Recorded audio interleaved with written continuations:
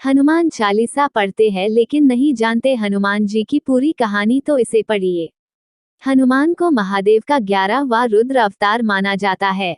सब जानते हैं कि वह प्रभु श्री राम के सच्चे और सबसे बड़े भक्त है। हनुमान का जन्म अंजनेरी पर्वत पर माता अंजनी के कोख से हुआ था। उनके पिता का नाम वानरराज केसरी था। इस वजह से उन्हें अंजनी पुत्र और केसरी नंदन इन नामों से भी जाना जाता है। सूर्य के सुवर्ण निर्मित सुमेक में केसरी जी का राज्य था। एक बार अंजनी ने स्नान करके सुंदर वस्त्र आभूषण परिधान किया। उस वक्त पवन भगवान ने उनको कहा कि आपको सूर्य, अग्नि और सोने जैसा तेजस्वी वैज्ञादता महाबली पुत्र प्राप्त होगा, और वैसे ही हुआ। श्री राम का निष्ठावान सेवक भक्त जानकर हनुमान जी से हम सब परिचित है। हनुमान को असीम भक्ति और असीम विनम्रता ऐसे अनेक गुणों से पहचाना जाता है। हनुमान की जन्म की कथा ये श्री राम जी के जन्म से जुड़ी हुई है। अंजनी को संतान प्राप्त हो सके इसलिए वह भगवान शंकर जी की पूजा कर रही थी। आज भी शिव भक्त महाशिवरात्रि को शंकर जी की उपासना करते हैं। इस बीच अयोध्या के राजा दशरथ और उनकी 3 रानियां भी उनको पुत्र प्राप्ति हो सके इसलिए भगवान की आराधना कर रही थी। उन्होंने अपने गुरु के मार्गदर्शन से संतान प्राप्ति के लिए पुत्र कामेष्टि यज्ञ किया। यज्ञ के समापन पर तीनों रानियों को भगवान से खीर प्रसाद में मिली। भगवान रानी कैकेयी के खीर दे रहे थे तब एक पंछी वहां पर आया और पंछी ने अपनी चोंच से मुंह में खीर भरकर वहां से उड़ गया, पर उड़ते समय उसके चोंच से वह खीर अंजनी के हाथ पर गिरी। अपने आप अपने हाथ में गिरी हुई खीर अंजनी ने भगवान का प्रसाद समझकर खा लिया। दिव्य प्रसाद के प्रभाव में अयोध्या के तीनों रानी और अंजनी इन सबको पुत्र हुए। केसरी और अंजना, इनको जो लड़का हुआ वह ईश्वर अवतार दिख रहा था। उन्होंने उसका नाम मारुति पवन रखा। वायु देव की वजह से, उनकी शक्ति के वजह से वह फल खीर अंजना के हाथ में आया था, इस वजह से मारुति को पवन पुत्र भी कहते हैं। शंकर जी की कृपा से होने वाला ये बलवान मारुति रुद्रावतार मतलब शंकर जी का अवतार होने की श्रद्धा से लोग उन्हें मानते हैं। बचपन से मारुति को बहुत सारी शक्तियां प्राप्त हुई थी। एक दिन सूर्य उदय के समय उसके छोटे से लाल रंग के सूर्य को देखकर मारुति को वो सुंदर लड्डू लग रहा था। उसको निगलने के लिए हनुमान ने उड़ान भरी। इंद्रदेव के साथ साथ सभी देव भयभीत हो गए। इंद्रदेव ने सूर्य और पृथ्वी को बचाने के लिए अपना हथियार मारुति की तरफ से मारा। इस वजह से मारुति मूर्छित हो गए। अपने पुत्र की ऐसी स्थिति देखने के बाद पवन देव ने सभी सृष्टि की वायु बंद कर ली। उस वजह से सभी जानवर और इंसानों का अस्तित्व खतरे में आया। उसके बाद सभी देवताओं ने मारुति को मूर्छावस्था से बाहर लाए और पवन देव को शांत करके पहले जैसी वायु पर्यावरण में लाए। हनुमान को सभी देवों ने आशीर्वाद देते हुए कई शक्तियां प्रदान की।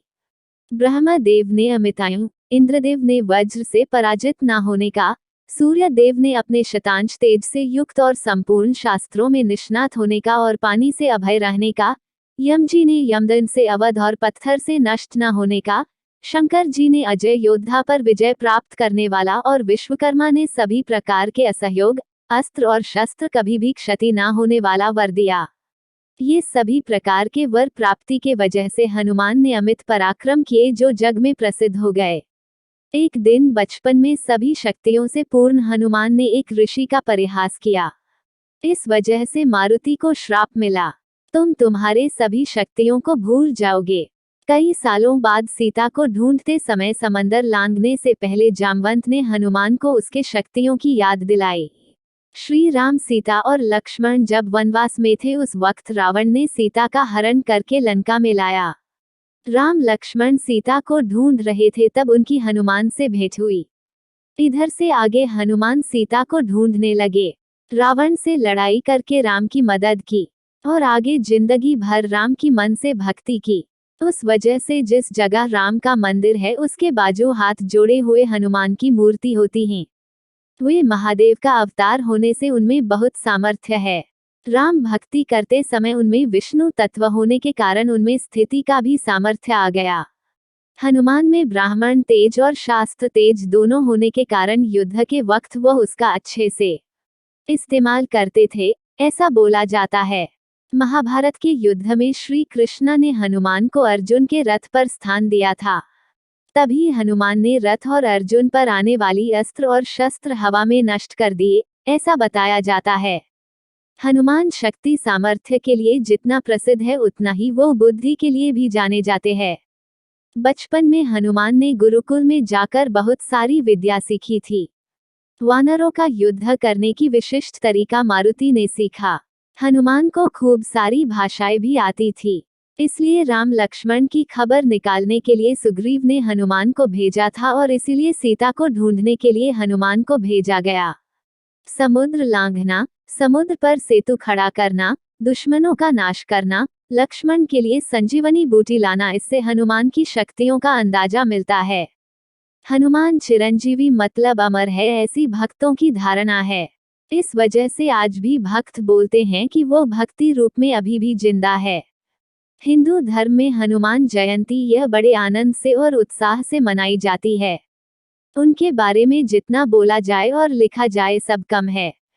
जब जब कोई संकट आए वो याद आते हैं, जब जब जी घबराए वो याद आते हैं, जब जब बल और बुद्धि की बात हो उनकी याद आती है, जब सच्ची भक्त और भक्ति की चर्चा हो उनका नाम लिया जाता है।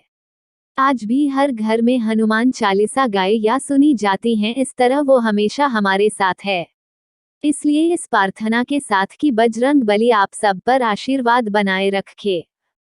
यदि ये कहानी आपको पसंद आई हो तो अपने दोस्तों और अन्य लोगों के साथ शेयर जरूर करिएगा।